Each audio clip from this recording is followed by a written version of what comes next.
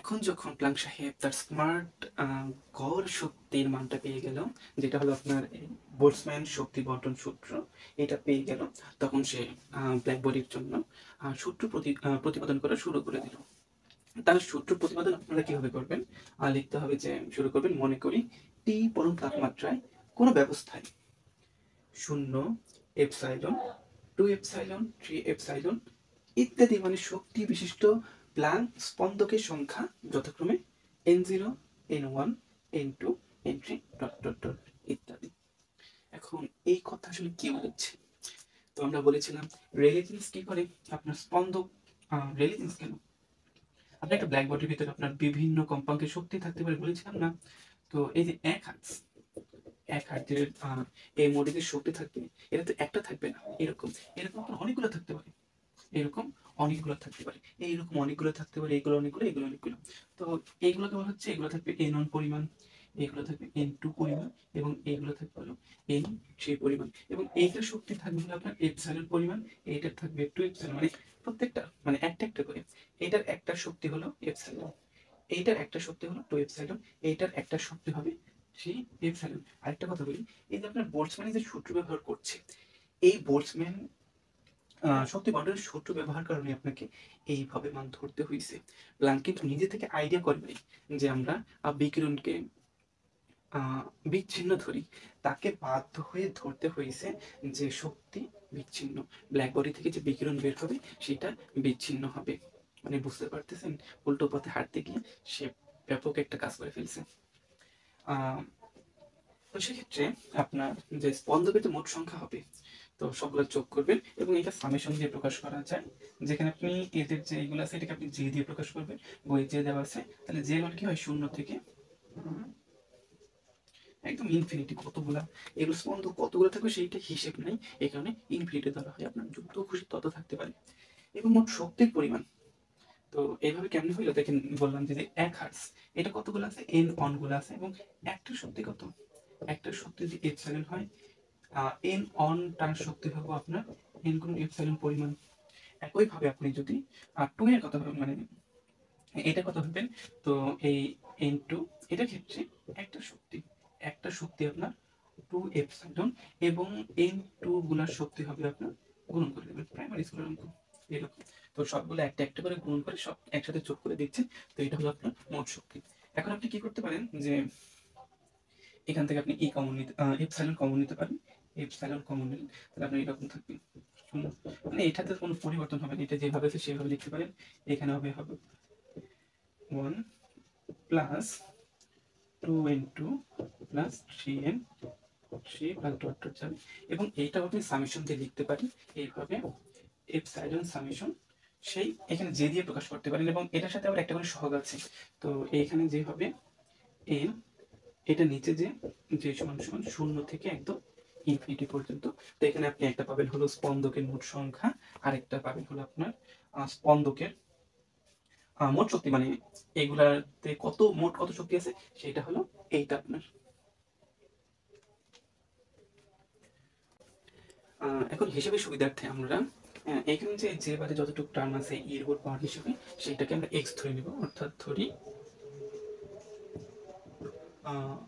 X সমান সমান E by Katie. তাহলে আমাদের সেক্ষেত্রে অতএব এন জে হবে হলো N not E to the power minus J x, N যেটা পাইলাম। এখন আমাদের গড় মান বের করতে হবে, বলেছিলাম আমাদের গড় মানের সাথে সমস্যা ছিল, তো এখানে আমাদের সেই গড় মানটা হিসেব করা হচ্ছে। গড় শক্তি, গড় শক্তি ই বার সমান সমান আপনার মোট শক্তি ভাগ আপনার স্পন্দকের সংখ্যা। তো আগে আমাদের এর একটা মান পাইছিলাম এপসাইলন ইনটু সামেশন জে থেকে ইনফিনিটি, যে 0 থেকে infinity into J N J ভাগ স্পন্দকের মোট সংখ্যা, স্পন্দকের মোট সংখ্যা ছিল সামেশন যে সমান সমান 0 থেকে ইনফিনিটি এবং এন জে। এখন এটাতে মান বসাতে আমাদের দেখুন এইটা মান রয়েছে এখানে আমাদের কাছে, এই যে এইটা, তো এই মান এই মানটা এইখানে আমাদের বসাতে হবে। বসালে আমরা যেটা হবে সেটা হলো এপসাইলন সামেশন জে থেকে শূন্য, যে শূন্য থেকে infinity J into minus J X by summation যে শূন্য থেকে infinity E minus J X, এইটা পাবো। এখন আমাদের ছোট্ট একটা হিসাব করতে হবে। ব্যাপারটা দেখুন,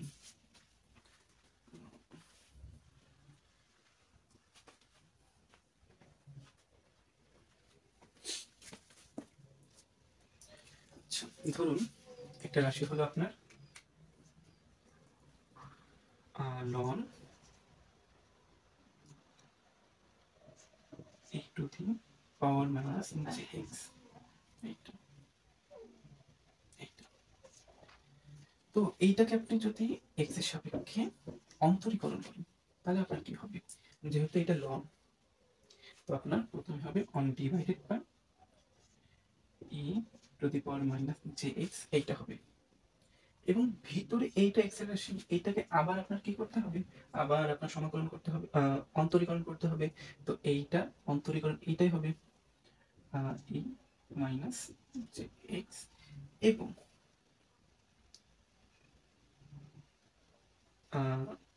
এইটাও আবার এক্স এর ফাংশন।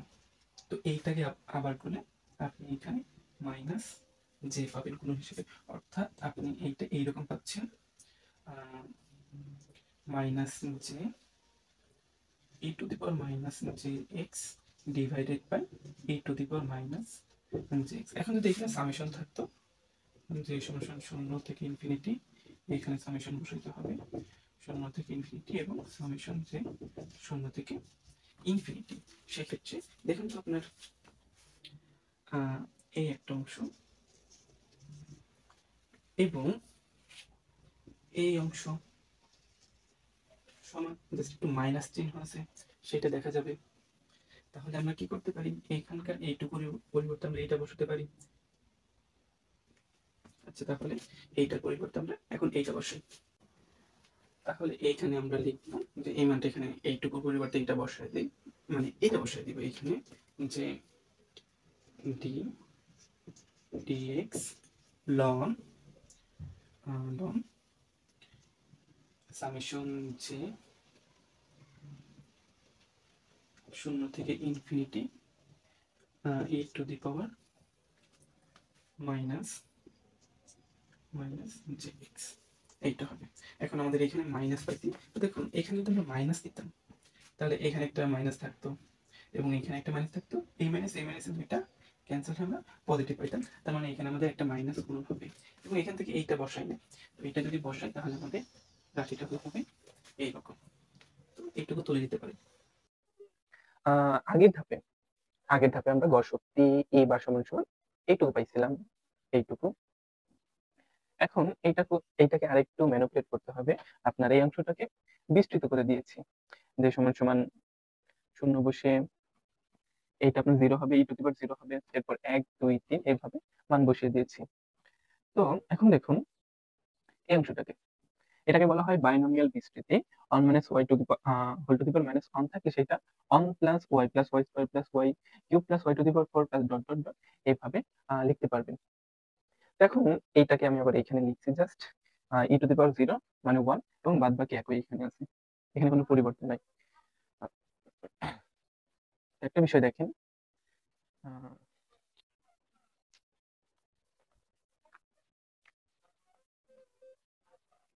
এটাকে আমরা একটু ভিন্নভাবে লিখতে পারি। One plus E to the power minus x plus E to the power minus x তার উপরে square plus E to the power minus x তার উপরে কিউব প্লাস ডট ডট এইভাবে লিখতে পারি। এখন যদি আমরা এইটাকে ওয়াই কল্পনা করি, y to the power minus x কে ওয়াই কল্পনা করি, তাহলে আমাদের পুরো ব্যাপারটা এরকম হয়েছে। তার মানে আমরা কি করতে পারি, এটাকে আমরা অন minus E to the power minus X whole to the power minus one এইভাবে লিখতে পারি। অর্থাৎ আমরা এই পুরো বিষয়টাকে এইভাবে লিখতে পারি এবং এইটা নিয়ে আমরা পরবর্তী লাইনে এখানে বসিয়ে দিয়েছি। এখন এইটার কাজ করতে হবে, অন্তরীকরণ বের করতে হবে।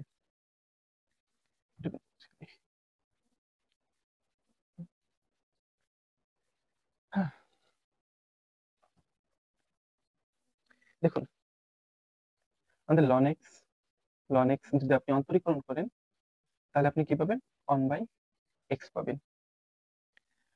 এবং যদি d/dx x⁴n এটার অন্তরীকরণ করেন তাহলে আপনি এই পার্টটা সামনে আসে এবং এই পার্ট থেকে 1 বিয়োগ হয়ে যায়। এই দুটো সূত্র এখানে ব্যবহৃত হবে, তবে একটু লম্বা। তো d dx ln তার ব্র্যাকেট 1 মাইনাস a⁻x -1 তার ব্র্যাকেট ক্লোজ। তাহলে যেহেতু এটা লনের ফাংশন, সেক্ষেত্রে এটা হবে 1 বাই, এটার কি আছে 1 minus a⁻x whole to the power -1। এবং এই দেখুন ভেতরের এই অংশটুকু আবার এস এর ফাংশন, তাহলে এইটা আবার অন্তরীকরণ করতে হবে, dx 1 মাইনাস a⁻x ইনভার্স 1। তো এই ক্ষেত্রে আমাদের এই সূত্রটা হবে যে 1 বাই 1 মাইনাস x, এটা লিখলাম, এটা যেমন এইটাও তেমন। এখন দেখেন এই পাওয়ারটা সামনে চলে আসবে -1, এবং 1 মাইনাস -1 এবং এর থেকে একটা 1 বিয়োগ হবে, তার মানে দুটো মিলে আমরা একসাথে -2 লিখতে পারি। 2 লিখতে পারলে আবার ভেতরের অংশটুকু -1, অর্থাৎ আমি এইটুকুর কথা বলতেছি, এইটুকু আবার অন্তরীকৃত হবে, মানে d dx 1 মাইনাস e⁻x এরকম। এখন দেখেন এইটা একই ভিত্তির উপর পাওয়ার, তাহলে আপনি চাইলে এইটার এটা কেটে দিতে পারেন, কেটে দিয়ে একটা লিখতে পারেন, মানে এখানে -1 এর একটা, এখানে পাওয়ার হিসেবে 2 আছে, তো আপনার এরকম হবে 1 মাইনাস e⁻x ইনভার্স 1 এরকম থাকবে। এবং এটা যদি অন্তরীকরণ করেন তাহলে আপনার হবে, যেহেতু অন ধ্রুবক সংখ্যা x এর সাপেক্ষে করলে 0 হবে, মাইনাস এক্সপোনেনশিয়াল ফাংশনের অন্তরীকরণ সেইটাই হয়, এবং যেহেতু -1 আছে, -x রয়েছে, সেটাকে আবার অন্তরীকরণ করতে হবে। যদি x কে অন্তরীকরণ করেন তাহলে আপনি কি পাবেন, -1 পাবেন। এখন এটাকে যদি একটু গুছিয়ে লিখি তাহলে হবে হলো -1 মাইনাস x -1, এই মাইনাস একসাথে প্লাস হয়ে যাবে, তাহলে e⁻x পাবো। এখানে ইনভার্স 1 রয়েছে, সেটাকে তাহলে আমরা ভগ্নাংশ হিসেবে দেখাইতে পারি। ভগ্নাংশ হিসেবে দেখাইলে আমাদের হবে হলো এরকম, যে -1 by 1 minus e⁻x whole to the power -1 গুণন e⁻x, এবং এইটা এখানে লেখা যায়। তো এখান থেকে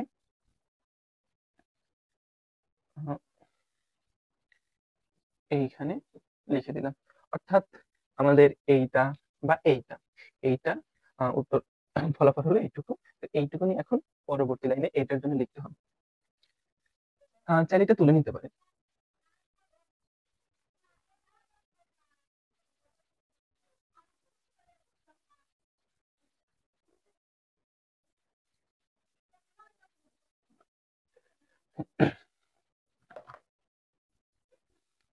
আচ্ছা, তাহলে সেই মানটা বসিয়ে দিই, মাইনাস এপসাইলন ডিডিএক্স, ডিডিএক্স হবে না, এখানে হবে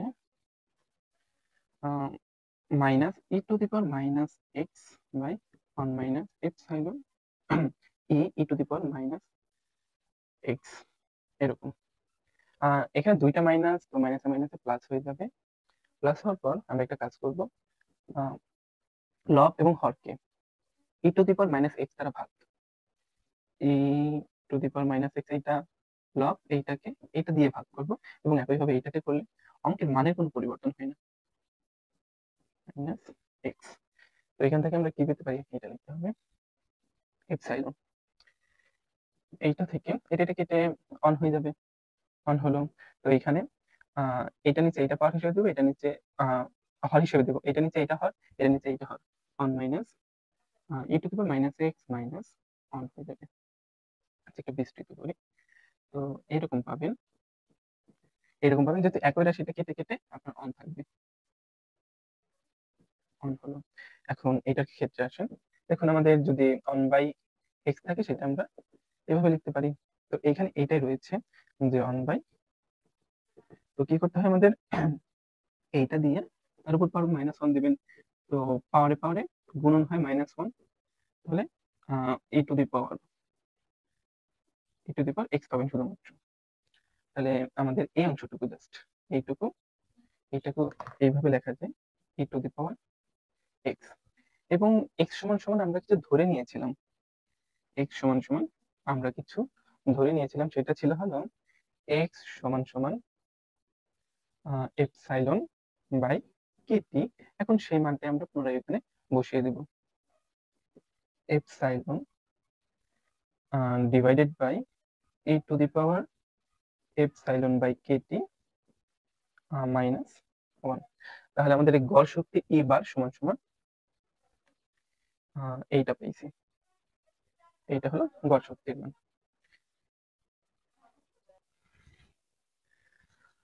আগের ধাপে আমরা গড় শক্তি ই সমান সমান epsilon by E to the power epsilon by Katie -1 এটা পাইছিলাম। শক্তি যেহেতু এটা আমরা তরঙ্গের স্থির তরঙ্গ, ওইটা শক্তি বের করছি, সেখানে আমাদের এপসাইলন সমান সমান এইচ নিউ, অর্থাৎ প্লাঙ্কের ধ্রুবক গুণন কম্পাঙ্ক, এভাবে আমরা শক্তিটা এটা লিখতে হবে। এখন এপসাইলনের মান একবার এইখানে এবং একবার এইখানে বসিয়ে দিন, তাহলে আপনি এরকম একটা রাশি পাবেন। এখন আমাদের এইভাবে লিখতে হবে যে প্রতি একক আয়তনে নিউ থেকে নিউ প্লাস ডি নিউ সীমার মাঝে প্লাঙ্ক স্পন্দকের সংখ্যা 8 pi nu square by C cube d nu. এখান থেকে আমরা শক্তি ঘনত্ব পেতে পারি। শক্তির ঘনত্ব হবে ইউ ছোট করে নিউ ডি নিউ সমান সমান এইটা স্পন্দকের সংখ্যা একক আয়তনে nu square by C cube এবং ডি নিউ গুণন আপনার গড় শক্তি আমাদের রেলিজিন সাহেব এটার সাথে আপনার তাদের কেটি গুণ করেছিল এবং ম্যাক্স প্লাঙ্ক এই গড় মানটা গ্রহণ করেছিল। এখন এটা হিসাব করতে হবে, তো এখানে মান বসিয়ে দিন, মান বসিয়ে দিলে 8 পাই, এটা যেমন তেমনই থাকবে সি কিউব, এবং এই মানটাতে বসাবেন, এইটা আগে লিখি, গুণন H nu by C H nu by Katie -1 এবং সবার শেষে ডি নিউ। এটা আরেকটু সুন্দর করে লেখা যায় যে এইটা গুণন করা যায় এবং এটা আগে লেখা যায় 8 pi h nu cube by C cube, এবং তাহলে এটা লেখা শেষ এখানে, এবং সেক্ষেত্রে এইটাকে উপরে লিখবো।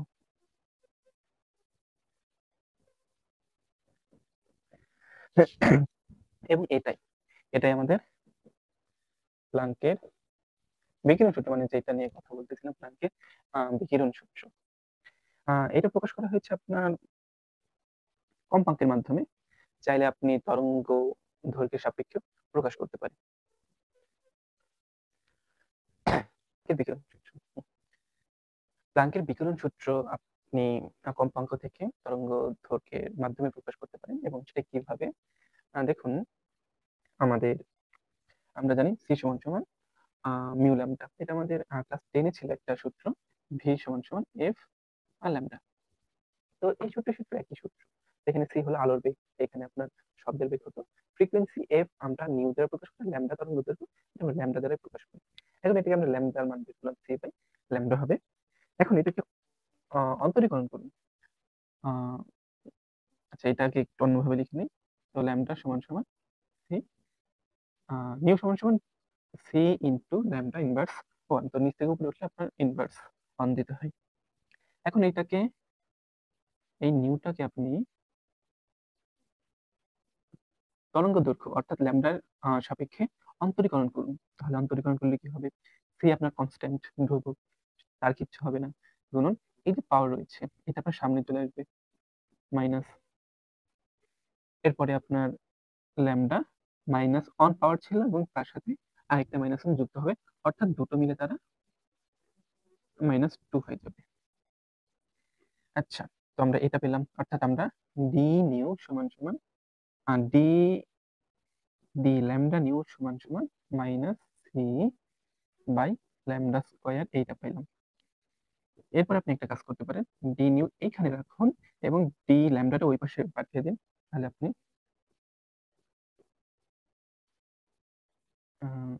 এইরকম একটা মান পাবেন। তো এখন এখানে মাইনাস আছে, তো এখানে আমাদের কি করতে হবে, পরম মান নিতে হবে। পরম মান যদি আপনি নেন তাহলে এখানকার মাইনাসটা উদা হয়ে যাবে, তাহলে আপনি এইটা পাবেন। আমাদের পজিটিভ মান দরকার, নেগেটিভ মানের দরকার নেই, এইটা পাবেন। তাহলে আমাদের এইটার মান পাইলাম, তো এইটা এখানে আমাদের ডি নিউ হবে। এখানে দেখুন আমাদের এইটা কথা চিন্তা করুন, এইটা কিরকম। তো এটা তো দেখছেন এখানে,